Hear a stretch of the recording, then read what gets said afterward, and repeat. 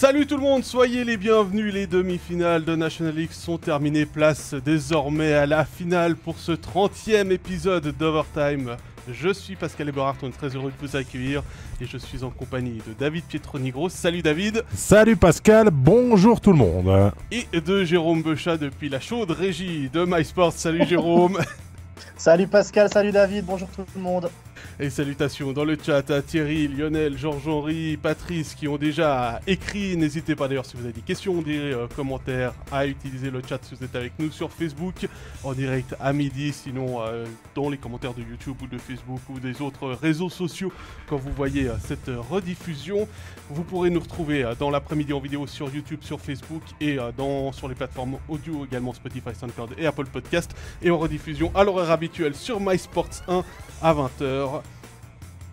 Il me semble que je me suis pas trompé là. Non, je regardais David. Bon. Tu peux continuer, c'est tout juste. Tout juste. Alors pour compléter le sommaire de ce 30e épisode, on va bien évidemment revenir sur les deux demi-finales qui se sont terminées la semaine passée entre Fribourg et Lausanne et entre Zurich et Zug. Et on va parler bien évidemment aussi de la finale de cette National League 2023-2024 entre Zurich et Lausanne puisque ça commence demain. Je crois que tout est dit. On voit que Marc est déjà écrit on est en finale, on est en finale, on est en finale. Le supporter du Lausanne Hockey Club est présent dans le chat, bien évidemment. On vous le rappelle, hein, les questions, vous n'hésitez pas.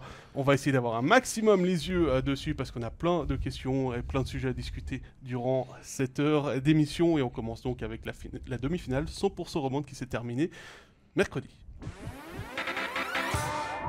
Fribourg, Lausanne, 4-1 pour les Vaudois dans cette demi-finale 100% remonte. On a vu les Fribourgeois s'incliner 4 matchs de suite après avoir gagné l'acte 1 et un duel de gardiens entre le duo Pache-Hughes qui a tourné à leur avantage face à un Reto Berra qui n'a pas démérité durant cette demi-finale. Il a manqué pas grand-chose à part des buts peut-être pour Fribourg pour faire durer cette série, passer peut-être l'épaule face au Lyon.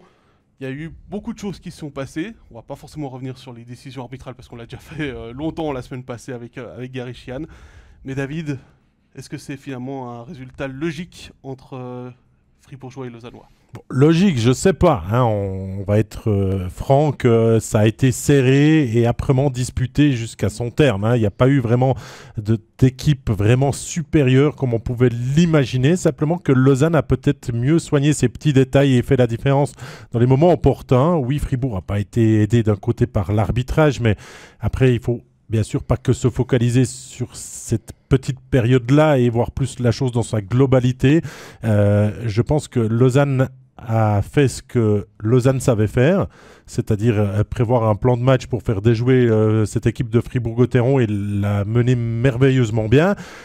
Par contre, Fribourg, à l'inverse, a fait du Fribourg, mais sans pouvoir hausser le niveau, sans pouvoir vraiment se dire là, on est maintenant dans une situation embarrassante, on est mené par les Lausannois, on va essayer de retourner la situation, on va redevenir l'équipe magique qui a été par moment en saison régulière. Et ça c'est aussi entendu dans les interviews d'après-match avec les différentes personnes avec qui on a pu s'entretenir, c'est que Fribourg est resté un petit peu les patins collés à la glace et c'est ce qui fait la différence au final parce que Lausanne est resté fidèle à ce qu'il avait préparé et que Fribourg n'a pas réussi vraiment à monter le niveau et au final c'est 4-1 dans la série. On a eu un commentaire sur ça, hein, Pascal, que un de nos abonnés trouvait que c'était sévère peut-être le score de la série parce que Fribourg était pas loin. Oui, Fribourg était pas loin, il n'y a jamais eu de match à sens unique non plus. C'est exactement ce qui ressort de cette demi-finale. Ça aurait pu jouer différemment, mais il fallait peut-être que Fribourg nous montre qu'il avait un peu plus de choses dans le coffre et il a paru peut-être un petit peu en panne sèche à certains moments opportuns. Comme quelqu'un qui n'est pas d'accord, il dit quand même que l'écart est quand même là sur ce 4-1. Alors c'est clair, si on regarde le score de la série, il y a un gros écart, mais si on regarde le score, Jérôme, des matchs, là ça a été très serré, ça s'est déjà rarement joué à plus de 2 buts d'écart. Bah écoute, moi ce que je retiens surtout de cette demi-finale, c'est l'inefficacité offensive de Fribourg. En saison régulière, Fribourg, c'est 11,7% d'efficacité, donc quasiment 12. Et sur cette demi-finale, ils sont à 4. Donc ça veut dire que s'ils avaient eu l'efficacité de la saison régulière, ils auraient marqué 3 fois plus de buts. Donc ils en ont marqué 7, ils auraient dû en mettre aller entre 15 et 20, normalement. Donc évidemment, si Sørensen et compagnie avaient marqué les buts qu'ils auraient mis en saison régulière, eh ben, ça aurait tourné cette demi-finale. Alors, la faute à qui de l'inefficacité offensive de Fribourg? Est-ce que c'est Fribourg qui a peut-être moins donné? Est-ce que c'est Connor Hughes et Page, puisqu'il a fait un match, qui ont super bien été dans la cage? On peut se poser les deux questions, évidemment. C'est clair, les 5 matchs ont été serrés, mais quand on ne marque pas, bah, c'est évidemment difficile de gagner. Après, sur ce que j'ai vu des playoffs, Fribourg, j'ai l'impression que c'est la seule équipe que j'ai vue en playoffs qui avait le même niveau qu'en saison régulière. Et je me demande si Fribourg n'a pas déjà joué en mode playoff en saison régulière, ce qui lui a permis d'aller chercher cette deuxième place, parce que les autres équipes n'étaient peut-être pas encore en mode playoff. Et tout à coup, quand il y a eu les playoffs, bah, Fribourg était déjà à son niveau max, et les autres équipes ont augmenté leur niveau. Ça a failli déjà capoter contre Lugano en quart, parce que ça s'est joué au 7e match. Et contre Lausanne, qui lui a augmenté son niveau en play-off, ben, ça a tout simplement pas suffi. Alors c'est vrai qu'on a l'impression que Fribourg avançait moins vite en demi-finale qu'en saison régulière. On a parlé de fatigue, mais est-ce que c'est pas Lausanne qui avançait plus vite qu'en saison régulière et qui a fait passer Fribourg pour plus lent? C'est la question que je pose. Lausanne a clairement terminé fort sa saison régulière et a pris beaucoup de confiance pour arriver jusqu'à ses playoffs et puis écrire l'histoire qui est la leur maintenant. Cette magnifique histoire avec cette très belle première finale qu'ils vont pouvoir vivre depuis demain. Donc pour moi, oui, Lausanne patinait plus dur, plus fort, plus juste dans l'ensemble. Et Lausanne, et comprenez-moi pas mal par là, hein, mérite amplement sa qualification pour la finale. Il n'y a pas grand-chose à redire. Simplement qu'on a peut-être eu des attentes, et je parle pour dire les dirigeants, le coaching staff, les supporters de Fribourg-Gotteron, hein, un peu regrouper tout le monde. On a eu des attentes un peu trop grandes. Il y en a petit qui est venu et finalement, eh ben, ça a recoincé. Ça a recoincé parce que ça devient quand même un petit peu quand même un blocage de ne pas pouvoir faire cet étage supplémentaire. Et Fribourg, au vu de ce qu'il joue depuis septembre dernier, mériterait sa qualification pour la finale des playoffs. Mais si on la donnait avant même de commencer les playoffs, juste sur le mérite de la saison régulière, ce serait trop facile. Ouais, le sport n'est pas une méritocratie, ça on le sait depuis de très nombreuses années de part et d'autre. Ce que je dirais, c'est que sur l'aspect purement sportif, si on regarde ça par rapport à ce que tu dis, aux attentes, aux résultats, faire une demi-finale après avoir manqué les playoffs il y a 12 mois, c'est pas une saison ratée. Ça, je suis d'accord avec Christian Dubé, ils sont partis de loin. Mais avec la saison qu'ils ont faite en saison régulière, c'est clair que les attentes étaient forcément très hautes. Il y avait beaucoup de pression aussi à simplement sortir du vestiaire, aller dans la rue en face. Il y avait des banderoles qui disaient qu'il fallait que le titre, c'était le seul objectif possible à aller chercher. Même pas parler de finale. Et c'est vrai que le président en a clairement parlé juste avant le début des playoffs. L'objectif maintenant, c'est le titre. Forcément, il y a de la déception quand on est éliminé. Je pense que les joueurs vont pouvoir vider leur sac aussi un petit peu durant les entretiens qui auront lieu, il me semble, cette semaine, que ce soit avec Christian Dubé ou avec Gerd Sennhausen. Mais je le rappelle encore une fois, la saison passée, mais c'est aussi valable pour Lausanne, ces deux équipes qui n'étaient pas en play-off, qui n'ont pas disputé les quarts de finale. Donc oui, la saison de Fribourg a été magnifique, mais comme tu le disais, Jérôme, on n'a pas l'impression qu'ils ont réussi à augmenter leur niveau de jeu de 1 ou 2% supplémentaires pour passer ce deuxième écueil. Et même, on a presque l'impression que, passer les quarts de finale, on les a vus encore aller célébrer après le match 7 contre Lugano plusieurs fois avec le public. Tandis qu'on en parlait ensemble, Jérôme, on prépare le match. Zurich, ils ont célébré leur qualification de manière ok, c'est bon. On en reparlait aussi, on comparait avec Genève l'année passée, où j'étais au match 5 contre Zouk de la demi-finale, de la qualification pour la finale, où les supporters réclamaient les joueurs de revenir, et celui qui est venu à l'interview a dit au chef de presse, mais va leur dire que de toute façon ça sert à rien de nous rappeler, on va pas ressortir, on n'a pas fini notre mission, on a seulement fait notre job. C'est ça. Mais dans le chat, Jérôme, c'est assez intéressant ce qu'il en ressort. Il y a déjà beaucoup de remarques. Continuez, on vous le lit, bien évidemment. Mais Georges-Henri dit le manque de profondeur de banc a coûté cher à Fribourg. Et dans le même temps, il y a Fabrice qui dit Dubé a épuisé ses meilleurs éléments dans ses playoffs. Donc ça va un peu l'un avec l'autre, finalement. Alors c'est clair que Fribourg par rapport à Lausanne a moins de bancs, ça c'est une certitude. Maintenant, la question qui se posait samedi, parce que samedi, il y avait la cérémonie de clôture de saison de Fribourg. J'ai participé à cette cérémonie pour les interviews que vous avez peut-être vues sur les réseaux sociaux. Et en discutant avec certains supporters, ils se disaient, mais est-ce qu'on n'a pas grillé nos playoffs en faisant tout pour aller chercher cette deuxième place en saison régulière? Est-ce que c'est pas là que Fribourg a perdu de l'énergie en montant peut-être en puissance trop tôt? Alors, c'est une question évidemment que j'ai posée à Christian Dubé. Et puis, pour lui, il disait non, c'était bien d'aller chercher cette deuxième place. C'était déjà bien de mettre un objectif à ce moment-là. Alors, évidemment, c'est toujours plus facile après. Si Fribourg, en allant chercher cette deuxième place et en montant en puissance en fin de saison régulière, va chercher le titre, tout le monde va dire ah bah oui, la tactique était bonne. Et puis maintenant que Fribourg est monté en puissance en fin de saison régulière puis perd en demi-finale, tout le monde dit ah ça nous a peut-être grillé. Mais si Fribourg n'est pas deuxième, bah, il finit 3 ou 4, il n'a pas le même adversaire en quart de finale. Et puis tout peut changer. Donc c'est aussi facile de critiquer en guillemets Christian Dubé après coup. Parce que sur le moment, tout le monde était bien content à Fribourg d'être allé chercher cette deuxième place. Et puis, il ne faut pas oublier que pendant un moment, ils étaient même à la lutte pour la première avec Zurich. Mais tu vois, donc, aussi deux poids, deux mesures, quoi. Tu parles beaucoup de Christian Dubé, de l'interview que tu as fait, de sa volonté d'aller chercher cette deuxième place. Je te sens venir. Je crois que Christian Dubé, ça serait un petit peu le centre des discussions dans les prochains jours avec Fribourg-Gotteron. Mais reste que pour l'instant, ce que fait le club et ce qu'il avait déjà fait par le passé, j'apprécie beaucoup parce qu'on prend le temps de se donner le temps. Si vous voyez ce que je veux dire. Il n'y a pas besoin d'avoir de réaction épidermique. On a été éliminé en demi-finale. On voulait le titre. Allez, Dubé loin, lui loin, lui loin. 25, hein. Donc, il y a de quoi réfléchir. Et ça, on peut aussi faire confiance avec l'équipe qui est en place à Fribourg pour prendre le temps de se poser les bonnes questions et de mettre ça à plat.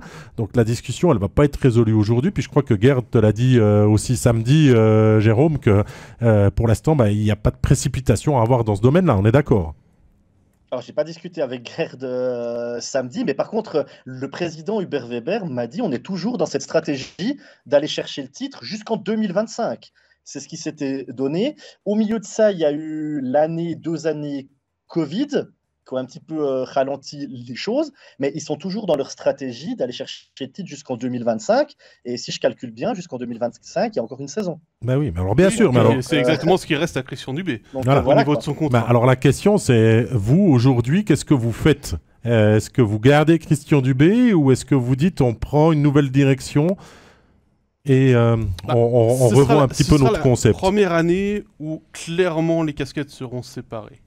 Hein, on peut nous dire tout ce qu'on veut sur la saison de transition qui vient de s'écouler entre Gerd et Dubé. Dubé avait encore des tâches de directeur sportif au début de la saison et a dû prendre aussi des décisions. Là, il va être 100% entraîneur, on aura 100% directeur sportif. Il est en fin de contrat, pour l'instant, moi je ne le prolonge pas. Je le laisse commencer la saison avec son contrat en cours. Si ça se passe bien, tu peux discuter d'une prolongation. Si ça se passe mal, éviter de faire comme ils ont fait par exemple avec Hans Kossmann il y a quelques années où ils l'avaient prolongé pendant l'été et puis 3 mois après ils l'avaient viré parce que les résultats n'étaient pas là. Peut-être que Dubé, lui, il a envie de passer un été tranquille et puis de discuter d'une prolongation avant même de commencer la saison. Absolument, mais c'est normal de son côté. Hein, on serait dans la position de Dubé qu'on voudrait négocier, ça c'est totalement logique, je le comprends tout à fait. Mais pour l'instant, il n'est pas en position de force avec les résultats qu'il a en demi-finale. On rappelle qu'il a gagné qu'un seul match sur les 9 qu'il a disputés en demi-finale. Certes, il a comme qualifié 2 fois son équipe en demi-finale. Chapeau à lui. Pas tous les coachs qui ont un palmarès comme ça en Suisse. Mais le problème, Jérôme, est-ce que c'est Dubé ou est-ce que c'est finalement aussi la profondeur de banc? Parce que ça, c'est une des grandes questions de l'été. Hein. On ne prolonge pas Bikoff, on fait venir 2 jeunes, mais on dit que l'effectif est complet. Il faudra peut-être voir pour agrandir cet effectif et le remanier parce que l'année prochaine, tu as la Coupe Spengler, tu as la Ligue des Champions, tu as le championnat. Et ça, c'est des choses forcément qui inquiètent les spectateurs aussi. Bah écoute, ce que j'ai l'impression à Fribourg, c'est qu'ils ont un budget. Et si tu veux plus de bancs, bah, tu es obligé d'avoir des joueurs de moins bonne qualité. Parce que forcément, l'argent que tu donnes aux joueurs le plus d'argent que tu donnes aux joueurs d'excellente qualité, bah, c'est tout ce que tu ne peux pas donner pour avoir du banc. Donc j'ai l'impression qu'à Fribourg, c'est soit tu fais 5 blocs, puis du coup, tu as du banc, mais tu as des joueurs de moins bonne qualité. Soit tu crées l'effectif comme pour cette année ou comme pour l'année prochaine, et puis tu as des joueurs comme Sørensen et compagnie qui crevent l'écran. Tu peux te permettre d'avoir un Berra au but parce qu'il n'est pas gratuit, on va pas se mentir. Hein. Et puis tu as des joueurs de qualité. Après, ça sera la première année sans Bikoff aussi. Il faudra voir s'ils vont le remplacer parce que Bikoff en play-off, c'est pas que moi qui l'ai vu et qui le pense et qui le dit, mais il a fait le job absolument incroyable. C'était le meilleur joueur suisse du côté de Fribourg. Le meilleur joueur suisse de Fribourg. Et surtout, ce qui était incroyable avec Bikoff, c'est qu'il est bon partout. Motet n'est pas là, tu le mets avec les étrangers. Motet est là, tu peux le faire jouer dans une check-in line en 4e bloc. Tu en as besoin à 4, tu le mets à 4. Tu as des blessés ou des suspendus ou n'importe quoi, tu peux le mettre à 5, tu peux le mettre à 4, tu peux le mettre sur l'aile, tu peux le mettre devant le but. Bikoff, c'est le joueur qui est bon partout. Alors, il n'est pas excellent dans un domaine, mais il est bon partout.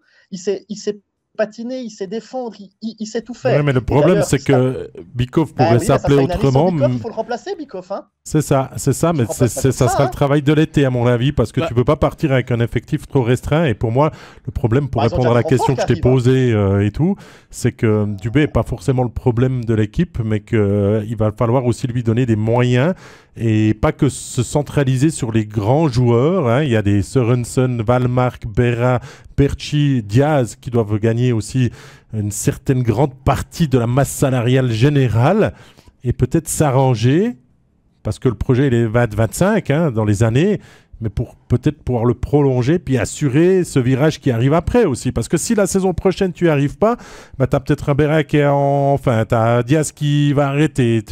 Il y a quand même des choses à préparer et ça ils le savent très très bien et ça commence déjà par pas se manquer la saison prochaine. Parce que oui, tu cales en demi-finale. Ce qui fait mal peut-être quand tu es supporter fribourgeois, si je me mets à leur place, c'est que tu perds contre Lausanne en plus. Tu te dis, ah la finale était vraiment pas loin. Après, tu n'auras jamais le fin mot de l'histoire. Alors, pour répondre à Patrice qui demandait si André Bikoff a reçu des offres, il l'a dit dans le podcast de La Liberté, quand il a annoncé sa retraite, que oui, il avait reçu une offre ou deux, mais qu'elles n'étaient pas assez intéressantes. Donc il n'a pas donné suite. Moi j'ai dit en plaisantant après le match que si j'étais Gert Tenezorn, j'irais lui parler la semaine prochaine et puis lui dire écoute, maintiens-toi en forme, d'ici au 30 janvier je te ferai un contrat pour la fin de saison si tout se passe bien pour nous. Un contrat play-off. Un contrat play-off exactement. Pourquoi pas hein. Pourquoi pas. Et puis terminer en beauté avec Julien, puisque lui fait partie des joueurs aussi qui va prendre sa retraite. Mais effectivement l'objectif 25 maintenant, bah, ils ont plus le choix parce que Berra est plus tout jeune, Diaz est plus tout jeune, Sprunger est plus tout jeune, les étrangers sont quand même assez âgés, c'est pas les plus âgés de la ligue mais ils sont quand même plutôt dans la phase descendante de leur carrière. À voir comment tu peux gérer ça, mais oui effectivement il va falloir augmenter aussi la profondeur cette année avec le nombre de matchs qu'ils vont avoir en plus à côté entre la Champions League et la Spengler, vous en avez parlé messieurs. J'ai lu dans La Liberté aujourd'hui que le président Weber parlait éventuellement de commencer avec 7 étrangers déjà la saison, donc il pourrait éventuellement débloquer un petit peu plus d'argent. Bon, quand tu as remboursé les pré-Covid, oui Jérôme. Parce que si on parle au niveau transfert, donc on a Bikoff qui met fin à sa carrière, on a appris samedi lors de la cérémonie que Mauro Jörg mettait aussi un terme à sa carrière à cause d'un problème cardiaque. Si je ne fais erreur, il y a Jérémy Gerber. On va quand même juste le préciser, c'est un vieux problème récurrent. Oui. Jérémy Gerber qui arrive à Fribourg, Santiago Neff qui arrive à Fribourg. Est-ce que j'ai oublié Yannick Radgeb en défense. Ah oui, puis Yannick Radgeb en défense, voilà.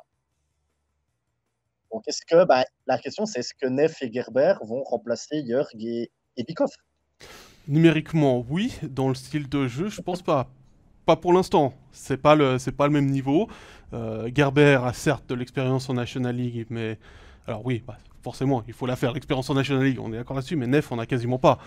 Et c'est pas du tout les mêmes gabarits, que ce soit Gerber ou Neff par Mais rapport je à crois York que- et Bikoff. Mais j'irai encore chercher, Messieurs, je crois- au-delà des juniors qui sont dans le système, j'irai encore chercher au moins un ou deux joueurs. La question, elle n'est pas de remettre en question les transferts qu'ils ont faits, parce que s'ils les non, ont pas faits, du c'est qu'ils tout, en sont pas persuadés, du mais tout. c'est simplement que maintenant, le constat, il est là aussi. Il faut se poser des questions. C'est pas parce que l'effectif est complet que Fribourg-Gotteron va se reposer sur ses lauriers. Et puis, il faut donner les meilleurs moyens pour aller chercher ce titre, parce que ça soit avec Dubé, sans Dubé, avec encore des renforts, avec un étranger, avec 2, 3 joueurs suisses, la question, elle est la même, c'est qu'on veut lever ce trophée qui fait défaut depuis trop longtemps dans les rangs de Fribourg-Gotteron.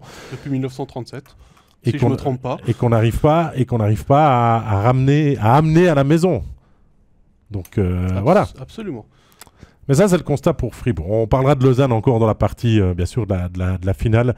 Mais si on fait un petit retour sur Lausanne, il y a quand même d'énormes satisfactions à avoir, parce que je reviens sur tes mots d'il y a une quinzaine de minutes. Tu dis, c'est une équipe qui n'était pas en play-off l'année passée, elle était même en vacances. Ils étaient 11e l'année voilà, passée. ils étaient 11e et tout. Et on sait tout ce qui s'est passé avec Peter Svoboda. Le remue-ménage, on n'est pas là pour faire les fonds de tiroir, mais c'est une équipe qui revient de très très loin et qui pourra vraiment savourer pleinement cette finale, qu'on espère pouvoir durer, qu'on espère pouvoir avoir finale, vraiment, parce que on verra, mais à Lausanne de faire de cet événement une grande fête. En Alors tout cas. pour rester sur le quart de finale, moi j'ai beaucoup aimé le coaching de Jeff Warren durant cette finale. Il a bien utilisé ses joueurs en mettant pas au premier match, parce qu'il n'y avait eu que 24 heures de repos entre le match 7 et le match des quarts de finale et le match 1 des demi-finales, pour permettre à Connor Hughes de souffler un petit peu. Ça lui a fait énormément de bien. En alignant Salomaki à l'extérieur et Kovac à Lausanne, pour pouvoir justement éviter des match-ups défavorables quand il n'avait pas le dernier changement, en sachant que Kovac est un petit peu moins bon défensivement que Salomaki. Sur le dernier match, il n'a pas hésité à remettre Salomaki avec Suomela et Rochette quand Fribourg menait 1-0, et puis à redescendre Sekac avec Ria et Fuchs. Merci. Et puis cette ligne Raffel, Jäger, Beson, qui pose énormément de problèmes à toutes les meilleures lignes adverses en National League depuis quelques semaines. On l'a vu contre Davos, on l'a vu encore contre Fribourg. Je pense que Mark Crawford a intérêt à préparer aussi une stratégie vis-à-vis de cette ligne-là, parce qu'ils sont chiants à jouer, n'ayons pas peur des mots. Ils sont extrêmement gratteurs, ils vont aller terminer leur mise en échec. Ils te rentrent dans la tête et dans le lard. Ils n'en ont pas beaucoup du lard, mais ils te rentrent dans le corps en tout cas. Absolument. Et Raffel, on nous disait, depuis 2 ans, on n'arrête pas de nous répéter du côté de Lausanne, Raffel est un joueur extrêmement important pour le Lausanne Hockey Club. On est allé le chercher parce qu'il a énormément de leadership. Je pense que si on se posait la question, la réponse, elle nous est donnée depuis qu'il est revenu au jeu de sa dernière blessure. Il est absolument dominant face aux équipes adverses, que ce soit dans le jeu défensif, mais même dans le jeu offensif. Ah ouais, non, on est entièrement d'accord. On peut faire une ode à Raffel, c'est sûr. Moi, ce que je trouve à Lausanne, c'est qu'ils ont commencé les quarts de finale contre Davos assez doucement. Et tout à coup, ils étaient menés 3-2. Et il y a ce 6e match dans les Grisons. Et j'ai l'impression qu'il s'est passé un truc entre le match 5 et le match 6. Comme s'ils avaient pris conscience de se dire, oh purée, on est à 60 minutes d'une élimination. Et avec l'équipe qu'on a, on ne peut pas sortir maintenant. C'est pas possible. Ils sont allés dans les Grisons. Ils ont fait un super match, franchement. Le 7e à la maison, je crois qu'ils ont blanchi, si je ne fais erreur. Victoire 3-0. Ils terminent par blanchissage. Si je ne dis pas de bêtises. Et la demi-finale, franchement, ils ont été très bons face à Fribourg. Et j'ai vraiment l'impression qu'à Lausanne, chaque joueur a mis son ego de côté. On travaille pour l'équipe. Chacun sait exactement ce qu'il a à faire et fait ce qu'il a à faire. Il fait ni plus ni moins que ce que lui demande le coach. Que ça soit Pierre Polouja qui marque des buts, toute l'équipe est contente. Et c'est vraiment ça, avec cet état d'esprit-là qu'il faut y aller. Et tente sur glace, tu fais ton job et ensuite tu laisses la place aux autres. Les shifts se succèdent les uns aux autres. Et tu parles de Raffel, franchement, j'aimerais pas jouer contre lui, quoi. Honnêtement. Tu te prends des boîtes tout le temps, tu prends des coups de canne, il joue physique. Il joue pas méchant, attention, c'est pas de la méchanceté. C'est vraiment physique, mais il te dérange tout le temps. Et oui. Juste le but que met Lausanne dans la cage vide, je crois que c'est toi qui es au commentaire, Pascal, quand Sekac marque dans la cage vide, l'accélération de Boson qui donne le puck à Sekac, je trouve que ça démontre l'état d'esprit. Lausanne gagne 3-2. Ils sont pas obligés d'aller patiner comme ça fort avec le temps qui reste pour aller mettre le but dans d'autant plus que le puck était bien dosé. Il s'arrête à 1m50 de la ligne de but. Il n'y aurait même pas eu dégagement interdit. Et je pense que Boson, honnêtement, je pense qu'il n'a même pas tilté qu'on était là. Il sait, c'est maintenant écrit presque dans son cahier des charges, sur un puck comme ça, il doit patiner le plus vite possible. Il allait prendre ce puck, il a donné à ses 4 buts dans la cage vide. Franchement, Lausanne m'impressionne. Alors maintenant, est-ce que ça va suffire face à Zurich? Ça, c'est la question qu'on va essayer de répondre après. Mais quand tu décris un petit peu ce travail de mission du Lausanne Hockey Club, que chacun fait, sait exactement ce qu'il doit faire et fait exactement ce que le coach attend de lui, c'est ce que je ressens aussi à Zurich. Donc finalement, les deux équipes qui sont peut-être le plus en mission se retrouvent au bout, en finale, avec le but ultime maintenant de savoir lequel des deux Lyon va pouvoir lever le trophée. Écoute, la semaine passée, on a eu la question, est-ce que Lausanne a déjà réussi sa saison en étant en demi-finale? On avait répondu non avec Gary et Jonathan. Clairement, les joueurs, c'est pas leur état d'esprit. Peut-être au niveau du public, il y a cet état d'esprit, c'est que du bonus depuis les quarts de finale contre Davos. Mais on voit clairement que les joueurs, ils sont pas là pour jouer la finale. Ils sont là pour la gagner. Je discutais un petit peu avec Damien Ria après le match. Exactement, je disais de profiter un maximum parce qu'il y aura pas mal de pression du côté zurichois. Et il m'a dit...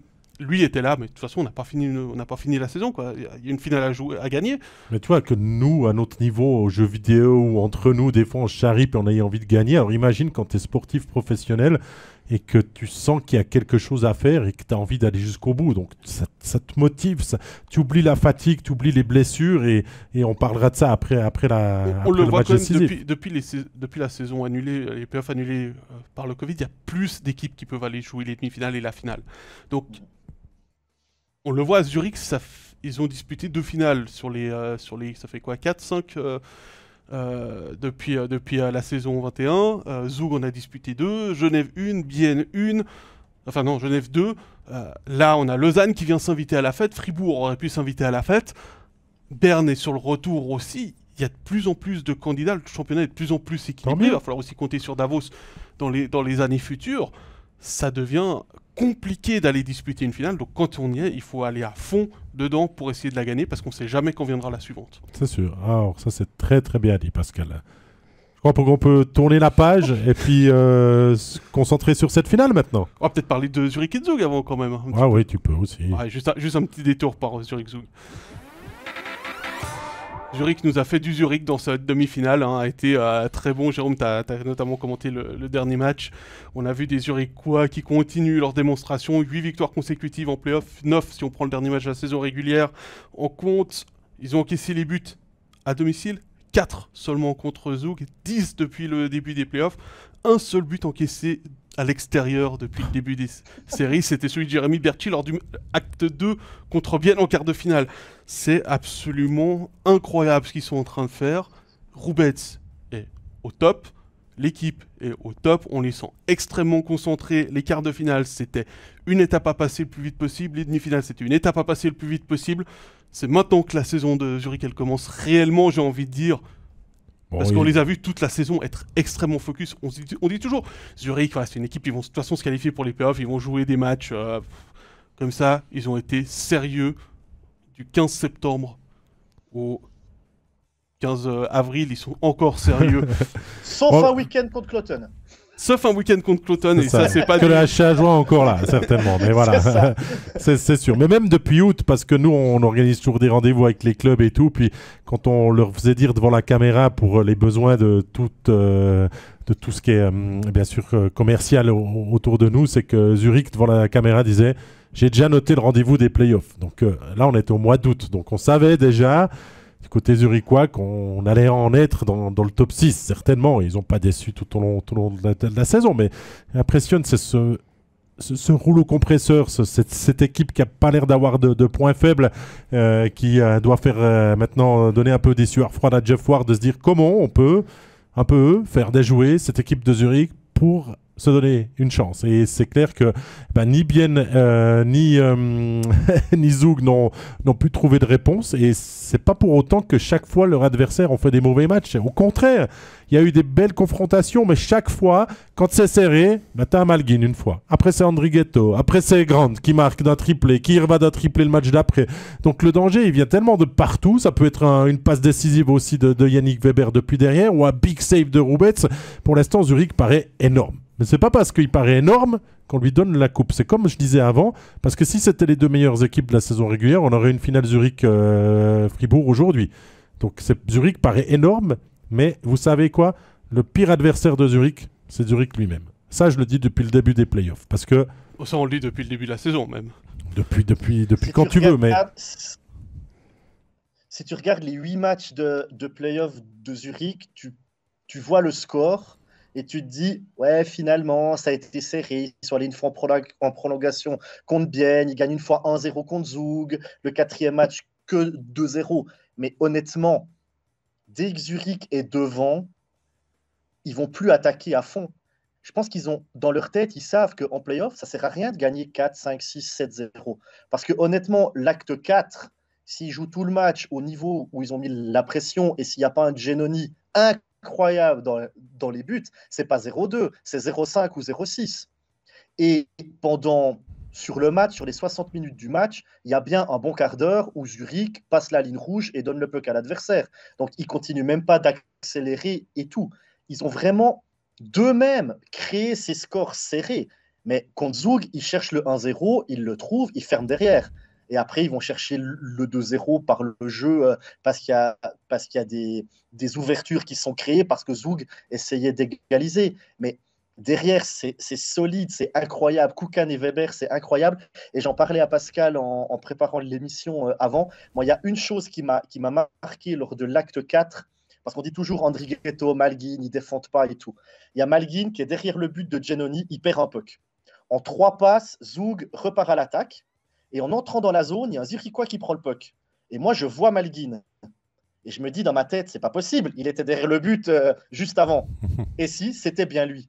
Donc, quand vous avez des Andrighetto et des Malguin qui commencent à venir couvrir leurs défenseurs, et en plus de faire leur travail défensif, franchement, c'est vraiment très, très fort, Zurich. Le problème de Zurich, c'est qu'ils ont faim de ce titre qu'ils n'ont pas depuis 2018. Ils l'ont perdu. Long, 6 ans pour Zurich. C'est long. Ils ont connu ça avant. Et il y a plein de joueurs suisses, donc il y a vraiment quelque chose qui se passe. On s'est donné les moyens. Bien sûr qu'il y a de l'argent. On ne peut pas faire venir autant de bons joueurs sans ça, mais c'est pas parce que tu as les meilleurs joueurs du monde que tu vas gagner le titre non plus. Donc pour l'instant, on a créé quelque chose. On a mis les joueurs dans les bonnes boîtes et tout est en train de bien se passer. Alors, pour l'instant, le parcours est parfait. Mais est-ce que si Lausanne n'avait pas réussi ou réussira pas à faire un petit joli coup au premier match et à peut-être faire douter Zurich là, on n'obtient pas une finale plus intéressante derrière? Alors, sans se lancer exactement dans la finale, je pense que ça va être un des points clés. Les 2 premiers matchs de cette série, clairement. Je vais juste revenir sur le commentaire de Fabrice qui nous dit Mark Crawford, on va pas aller à lui faire, ce gars a tout gagné, absolument. Et je pense que je te disais, Jérôme, en préparant l'émission, la saison de Zurich, elle a commencé le 5 avril 2023 à 22h30, après l'élimination 4-0 contre Bienne.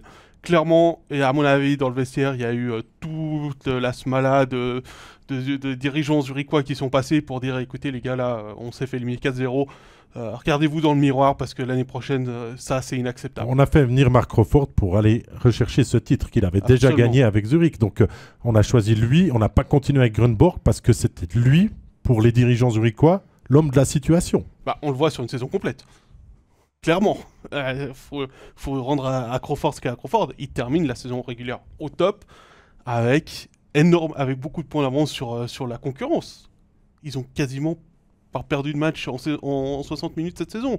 Ils ont été absolument impressionnants. Et ça en faisant tourner leur effectif. En plus. Et ça s'est confirmé contre Bienne en quart de finale et en demi-finale contre Zug. Messieurs, je propose qu'on fasse une petite respiration et puis qu'on parle plus spécifiquement de la finale. Et non, ce sera pas un power break ni une page de pub.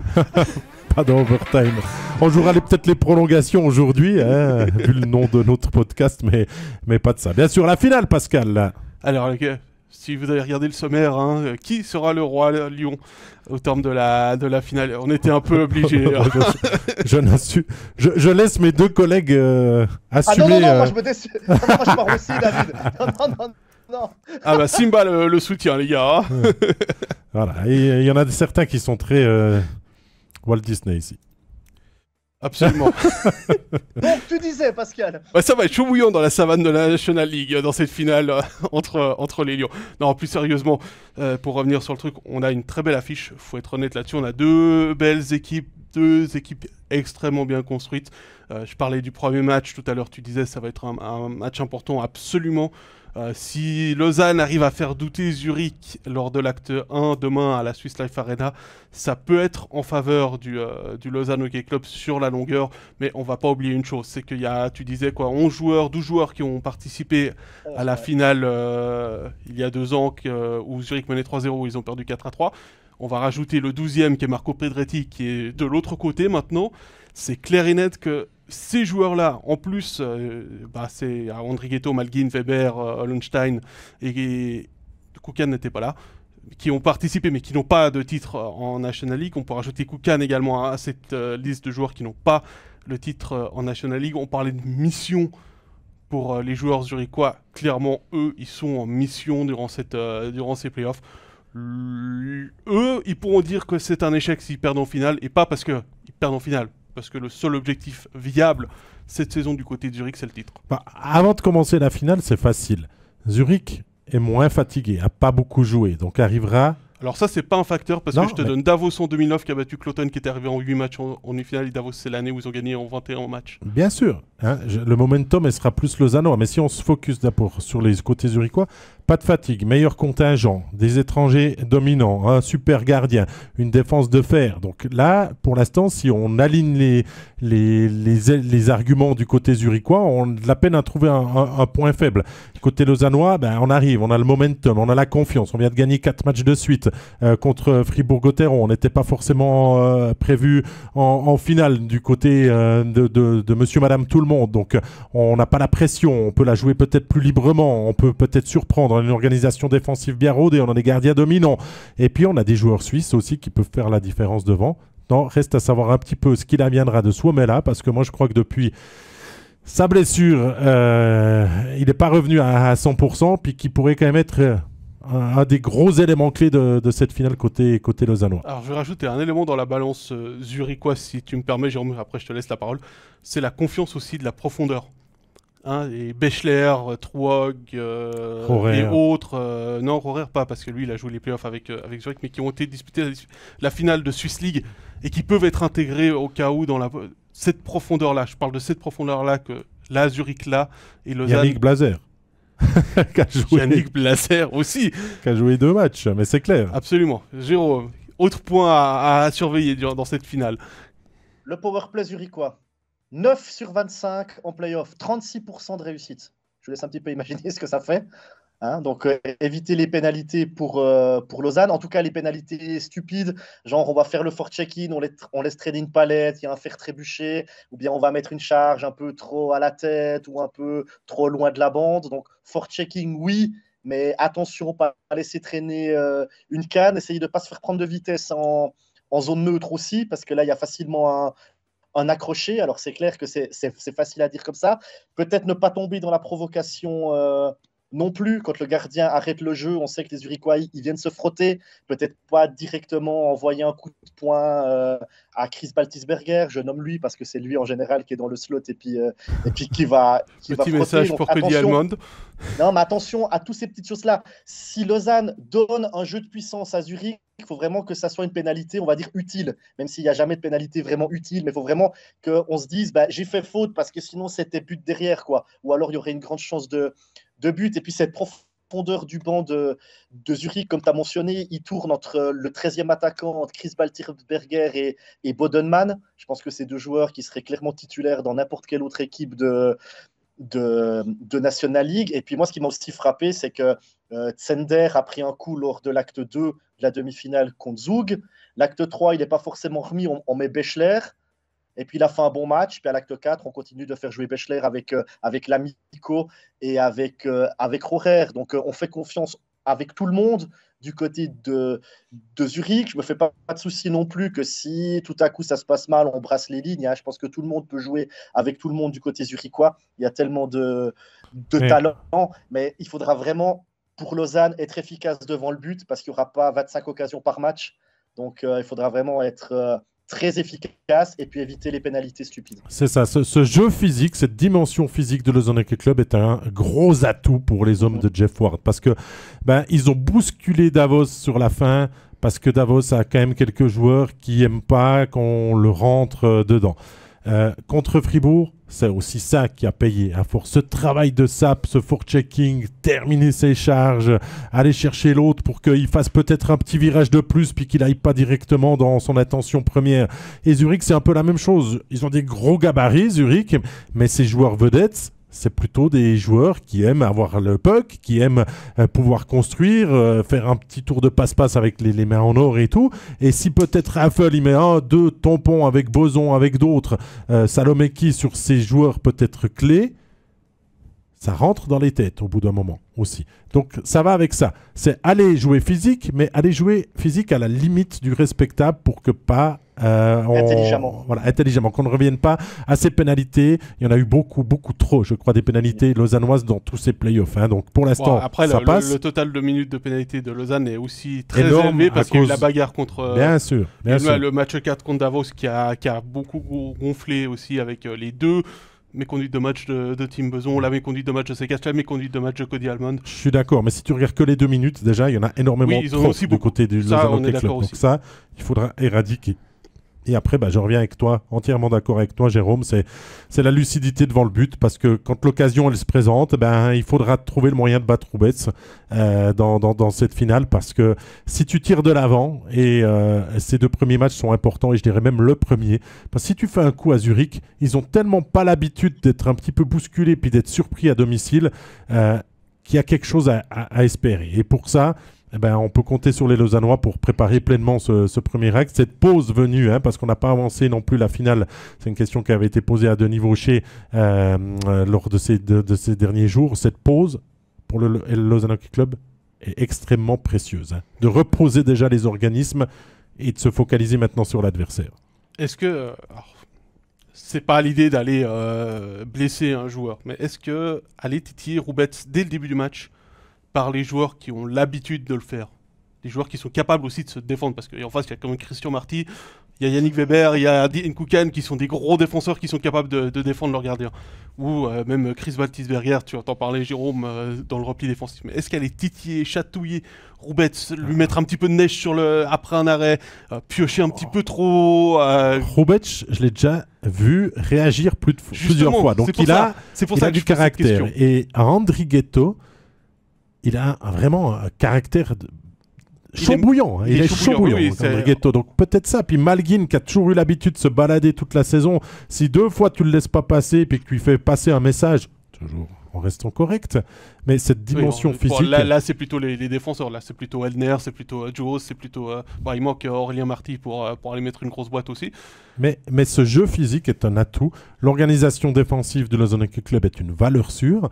Elle n'a rien à envier aux Zurichois. Il y a énormément de qualité et de savoir-faire dans la défense des Lions vaudois.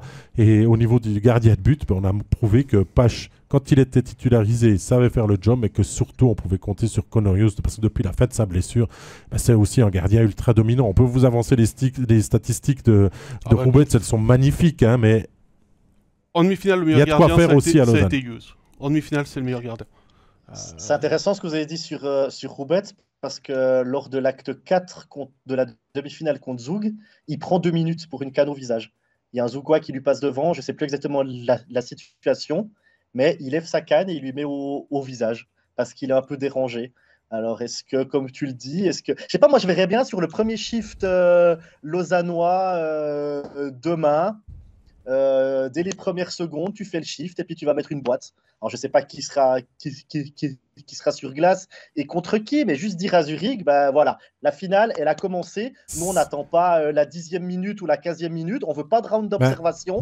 La finale, elle a commencé, boum. Ce que tu dis là, c'est la boîte qui avait été mise sur Tom Ernest. C'est exactement ça que j'allais dire. Kovar sur Tom Ernest lors de l'acte 1 en 2021 entre Zug et Genève. Et on l'a toujours en souvenir, vous voyez. On en parle toujours, ouais. Effectivement, je ne sais pas si c'est ça qu'il faut faire, mais peut-être. Il faut peut-être que Lausanne rentre dans la tête des Zurichois. C'est ça. Absolument. Mais après, il faut garder ses nerfs. Parce que certains, des fois, ils manquent de lucidité. Ah bah si tu parles de certains noms que j'ai déjà... Je ne vais pas donner de nom. Mais c'est un art, vous voyez. Oui. Si tu provoques, il faut accepter d'être provoqué en retour. Ah, il faut accepter, il y a un point qui revient en retour, ça c'est clair. Donc, il faudra jouer là-dessus, mais je pense que Lausanne a les joueurs pour entrer dans la tête des Zurichois. Vraiment. Et puis après, des joueurs capables d'aller chatouiller, de donner des petits coups de canne, de passer entre des pénalités, etc. Si on revient purement au jeu, on dit de la profondeur de Zurich, oui, mais Lausanne en a certainement moins, mais il y a de la qualité dans les 4 lignes aussi. Donc ça aussi, on n'est pas arrivé en finale par hasard. On ne s'est pas que appuyé sur la ligne de parade puisqu'elle n'a pas joué non plus tous les matchs. Donc elle a été modifiée aussi. Donc c'est ça qui fait la qualité aussi de Lausanne, c'est que ta ligne 1, 2, 3 peut marquer. La 4 sait le faire aussi, mais c'est aussi faire déjouer l'adversaire. Donc c'est aussi cette qualité-là que Lausanne va devoir mettre en avant durant cette finale qui commence demain. On a vu aussi beaucoup de tentatives de match-up de la part de Ward contre Fribourg à l'extérieur. Là, c'est clair, il est de nouveau dans la même situation qu'en demi-finale où il n'a pas l'avantage de la glace, donc ça veut dire qu'il n'a pas l'avantage du dernier changement sur les matchs impairs, à commencer celui de demain. On a vu qu'il a vraiment essayé contre Davos, il a réussi à... Il est bien plus actif que Crawford. Voilà. Au niveau du... Mais Crawford aussi, c'est quelqu'un qui essaye de matcher ses lignes, absolument de mettre Andrighetto, Malguin et Balsers dans les meilleures conditions. Il a l'avantage sur le match de demain de pouvoir le faire. Ce sera un peu plus compliqué du côté de Lausanne, mais Crawford est aussi très malin. Ces deux entraîneurs qui ont de l'expérience, les deux, ils ont gagné la Coupe Stanley. Alors certes, Crawford était entraîneur principal et Ward était entraîneur assistant, mais les assistants, quand Ward a gagné la Coupe Stanley, ont plus de poids que quand Crawford a gagné la Coupe Stanley. Les assistants ont beaucoup plus de rôle actuellement depuis 10-15 ans en NHL dans les choix des lignes, dans la tactique. Et il y a deux fins renards derrière le banc. Non. Les deux sont des très très bons fins renards. Et... En tout cas, on se réjouit de vous faire vivre cette finale, nous, et de pouvoir être sur place pour pouvoir vous commenter tout ça. Ce que j'ai vu de Zurich en playoff, ce que Crawford fait assez souvent, il y a deux choses. C'est que parfois, il envoie un centre à un engagement qui normalement ne joue pas avec ces deux ailiers-là. C'est-à-dire qu'il va faire l'engagement et il va changer. Et il faut faire très attention sur le changement parce que le centre qui a fait l'engagement et qui sort, il sort au début du banc. Et puis l'autre centre, il ressort derrière. Donc il faudra que les défenseurs lausannois soient attentifs pour ça. Et puis la deuxième chose, c'est que parfois, il ne change pas ses 5 joueurs avant un engagement Crawford. Il laisse sa paire de défense et il change que ses 3 attaquants ou l'inverse. Il change que sa paire défensive. Donc, ce n'est pas tout le temps les mêmes 2 défenseurs qui jouent avec les 3 mêmes attaquants. Ça tourne beaucoup et je me demande si ça ne dérange pas l'adversaire, ces changements de demi-bloc, on va dire. C'est clair que tu ne peux pas avoir le match-up que tu veux aussi si tu es chez toi. Parce que tu te dis, tiens, il y a ces défenseurs-là, donc je vais mettre cette triplette d'attaquants. Mais comme ce n'est pas la triplette d'attaquants que tu as normalement avec, tu dois aussi réfléchir de ce côté-là avec tes défenseurs et tes attaquants. Pour revenir sur le jeu physique, Fabrice nous dit peut-être que Zurich va mettre une monstre boîte sur Raffle pour montrer qui est le patron. Absolument. C'est clair qu'on a parlé que du côté de Lausanne, mais je l'ai dit, il y a Marty, il y a Baltisberger, les deux. Baltisberger, il y a... Nous, on essaie de vous expliquer pourquoi Lausanne peut aller chercher le titre. Absolument. On essaye de comprendre et de se dire qu'il y a des choses. Parce que s'il n'y avait pas d'éléments et pas de positifs, ben, alors on ne la joue pas. Et on dit, oh, moi je suis un peu blessé là, moi je suis un peu blessé là et tout. Non, non, non. Cette finale, elle aura lieu. On espère qu'elle dure plus que 4 matchs parce qu'ici, il y a monsieur l'historien à côté de moi que j'ai rendu hommage en studio l'autre jour qui nous parlait de parcours parfait, non? Absolument, mais il y en a eu que 2 en parcours parfait en National League depuis l'introduction des playoffs. C'est d'ailleurs les 2 premières années, 86 Lugano. C'était des best of 3 avec seulement 2 tours, demi-finale, finale. Ils ont gagné les 4 matchs. Et l'année d'après, rebolote, mais cette fois-ci c'était en best of 5. Ils ont gagné les 6 matchs qu'ils devaient gagner. Ils en ont perdu aucun. Donc personne ne l'a fait en 12 matchs parfaits. Personne ne l'a fait en 12 matchs. Les plus proches, ça a été Davos en 2011 où ils ont perdu le match numéro 3 de la finale en arrivant en 8 matchs en finale. Donc eux, ils ont gagné en 13.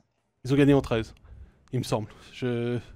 Allez vérifier, celle-là, je suis pas sûr à 100% parce que je l'ai pas noté comme ça, mais oui, il y a eu Zurich qui est la 1, 2, 3, 4, 5, 6, 7, 7e équipe à arriver en 8 matchs en finale.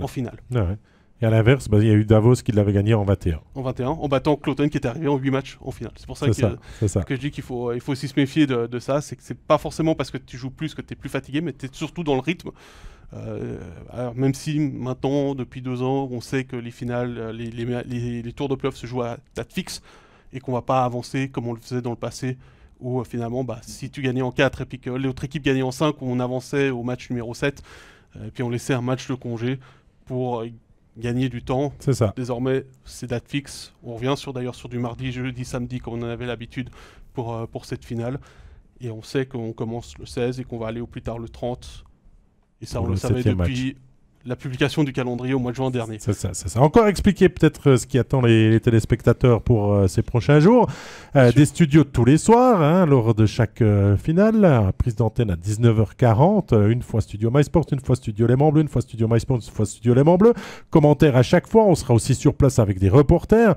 On aura aussi des équipes qui tourneront un petit peu les behind the scenes derrière, un peu des interviews avec des gens qu'on va vous proposer aussi durant ces pauses. Donc on met les gros moyens. Il y aura aussi plus de caméras pour cette finale qui sera filmée. Donc, vivez le moment le mieux possible et profitez de ce... Et puis, on va rajouter un point, c'est que tous les matchs sont co-commentés. C'est-à-dire qu'on a un journaliste sur place. Et puis, on a soit Gary Sheehan, soit Stéphane Rochette qui seront en patinoire pour apporter aussi leur expertise pendant le match. Parce que c'est important aussi sur ce genre de finale. C'est le meilleur moment de la saison et on lance les grands moyens, bien sûr, pour cette finale. Il y a un club roman, c'est encore mieux, c'est parfait et on profite de tout ça. Voilà, est-ce qu'on a le temps de faire vite un petit détour par les actualités? Parce qu'il y a eu quand même quelques actualités. Alors, on va pas parler de NHL puisque je vois que Vladi nous dit qu'il y a les séries de NHL qui commençaient d'ailleurs ce week-end. Mais il y a eu quelques signatures. Il y a encore quelques signatures du côté de Porrentruy. On a appris les arrivées d'Aula Palvé pour 1+1 et de Julius Natinen pour 2 ans. La prolongation de Garessu pour 1 an. Le départ de Fabio Arnold qui ne sera pas renouvelé. Du côté de Bienne, on a appris la signature de Nicolas Muller pour 3 ans en provenance de Michigan State. Et du côté de Genève, on a appris les prolongations pour 1 an de Artikainen et de Maninen. Messieurs, si on regarde du côté d'Ajoie, il y a une sacrée légion finlandaise qui est en train d'arriver. Bah, tu vois, je me dis que là, à Ajoie, ils ont pris des étrangers finlandais qui pourraient jouer quasiment dans tous les autres clubs de National League. Et c'est une des premières fois où je me dis, ah ben là, à Ajoie, ils ont fait des sacrés transferts. Parce que ça aurait pu être un autre club de National League qui prenne ces étrangers-là. Alors maintenant, il faudra voir ce que ça vaut dans notre championnat, comment ils vont s'acclimater. Mais j'ai l'impression qu'Ajoie fait un petit peu du Langnau, ce que Langnau faisait les autres années. C'est-à-dire qu'on va donner 20, 25, peut-être même plus de minutes de jeu aux étrangers. On va les faire jouer, on va leur dire, écoutez, c'est vous, on compte sur vous. Vous allez jouer plus de 20 minutes par match. On vous donne les clés, c'est vous qui marquez, c'est vous qui jouez en power play. Et puis le 4e bloc, il sera là à la fin des pénalités ou pour quand le match est joué, que ça soit gagné ou perdu, il aura du temps de jeu. Mais j'ai l'impression qu'Ajoie va faire ce qu'a fait Langnau ces dernières années. Je sais Ouais, pas ce que tu en penses, David. entièrement d'accord, hein, des gros transferts, on a visé juste, on a aussi pu travailler beaucoup plus facilement parce qu'il y a Juha-Pekka Itonen et aussi dans le staff, il y a Noumelin, il y a aussi Kimmo Bellman, en bref. Même si je sais que c'est plutôt Itonen qui a participé aux discussions. On parle finlandais couramment et ça facilite aussi les discussions et on a visé juste. Maintenant, bien sûr, c'est pas parce que tu es top scorer ou meilleur joueur de Liga finlandaise que tu vas performer. On a vu quelques joueurs qui ont eu besoin d'adaptation, mais on a l'impression que le HCH se donne la dimension nécessaire pour essayer de quitter cette étiquette de lanterne rouge et de jouer les premiers rôles. Concernant Genève, quand même un mot, tout simplement bravo de pouvoir conserver Artikainen et Maninen. C'était dans l'air, hein. C'est vrai que Gauchi, je crois, s'en était jamais vraiment caché que c'était une volonté C'était son premier aussi sur la pile. Voilà, de pouvoir les conserver. Artikainen a certes moins marqué, mais n'a pas été non plus complètement à l'envers cette saison et Maninen en a vu le potentiel et c'était que sa première saison, donc lui on se dit que saison 2 ça peut encore être meilleur et peut-être que le troisième ça sera Granlund à arriver parce qu'on veut les reconstituer cette triplette offensive, donc pour l'instant déjà d'en garder 2 et puis de bâtir l'équipe aussi avec ça, c'est déjà très fort pour moi. Puis il y a aussi la prolongation de Maillard qui a été annoncée, donc clairement pour le début de saison, avec les 2 gardiens suisses et pas de gardiens étrangers côté de Genève, donc on mise un petit peu aussi sur la stabilité malgré les résultats qui ont été un peu décevants en National League. Et puis Jérôme, on va t'entendre aussi sur Nicolas Müller du côté de Bienne, un jeune, pas si jeune que ça, il a quand même 24 ans, il sort de 5 ans de championnat universitaire du côté de Michigan State University, une université qui a quand même déjà fourni plusieurs joueurs au championnat de Suisse, Jim Slater et Daniel Vukovic pour ne nommer que. Il arrive, ça fait 9 ans qu'il est parti à l'étranger, il a fait quelques années en Suède à Modo, là 5 ans à Michigan State. C'est une bonne arrivée aussi. Écoute, il a 29 points sur 38 matchs cette année avec Michigan. Alors là aussi, je ne sais pas tellement si on peut transposer ces statistiques dans notre championnat, mais il a un bon gabarit, il fait 1m84, 87 kg. En tout cas, c'est ce qui est annoncé. Apparemment, il est très technique. C'est ce qu'on nous a dit. Donc évidemment, il peut apporter un plus du côté de Bienne. Il a ce jeu physique aussi, parce qu'on sait que du côté des attaquants à Bienne, il n'y a pas forcément de grands joueurs physiques. Donc il peut peut-être aussi amener cette dimension-là. On devrait normalement, sur ce que j'ai entendu, l'utiliser en power play devant le gardien adverse. Ça serait surtout pour ça qu'il a été engagé. C'est un gratteur de puck sur les rebonds, devant la cage. Alors, est-ce qu'il a le gabarit et le niveau d'un Chris Baltisberger? Mais ça se rapprocherait un petit peu de ce format-là de joueur, sur ce que j'ai entendu dire. Ouais. Ça bouge en tout cas. Ça continue de bouger. Absolument. Ah oui, c'est ça qui est bien. On se réjouit de pouvoir en parler aussi dans de futurs overtime des signatures avant de terminer cette émission. Petit détour sur le programme parce que je crois qu'il y a une petite surprise ce soir sur l'app. Oui, sur l'application, un épisode que l'on a pu tourner en fin de semaine dernière avec Slava Bikov. Slava Bikov et toute cette ère de la famille Bikov qui prend fin après plus de 3 décennies à faire à Gauthieron du très bon hockey. Vous pourrez retrouver notre documentaire en fin de journée, début de soirée sur notre application, en rediffusion demain aussi après l'acte 1 de la finale et mercredi encore sur MySports 1 à 20h. Donc vous voyez, c'est un peu Slava, le papa qui a un regard aussi sur la carrière de son fils et tout. C'est entre témoignages assez prenants et bonne période de souvenirs. Il y a aussi des belles photos d'époque de Bikov Komutov quand ils étaient arrivés. Je m'occupe un petit peu de superviser et d'adapter tout ça parce que c'est toujours aussi nos collègues alémaniques qui pratiquent tout ça, mais c'est un moment intéressant et pour les supporters fribourgeois qui ont peut-être encore envie d'entendre parler de hockey sur glace, les Bikov, la famille Bikov, ça laisse jamais indifférent. Voilà, et puis demain, à partir de 17h40, retour sur le parcours de Lausanne en play-off. On enchaîne avec le parcours de Zurich en play-off avant de présenter à 19h40 pour le premier studio pour l'acte 1 de cette finale sur MySports 1 et sur les Mans Bleus. qu'on retrouvera également jeudi, le studio à partir de 19h40, samedi également pour l'acte 3, et puis vendredi vous avez rendez-vous avec Jonathan pour Overtime NHL, histoire d'être absolument complet, et Overtime normal revient lundi prochain à midi sur Facebook. Et on s'ennuie pas sur les autres plateformes dans la journée. Voilà messieurs, merci Jérôme. Toujours un plaisir, merci à vous. Merci David. Merci Pascal, merci à tous. Et merci au chat qui a été très actif, même si on n'a pas répondu à tout le monde. Il y avait beaucoup de commentaires, continuez comme ça, on apprécie de vous lire. Excellente semaine, excellente finale à ceux qui vont la suivre. À la semaine prochaine, bye bye. Ciao, ciao. Bye bye.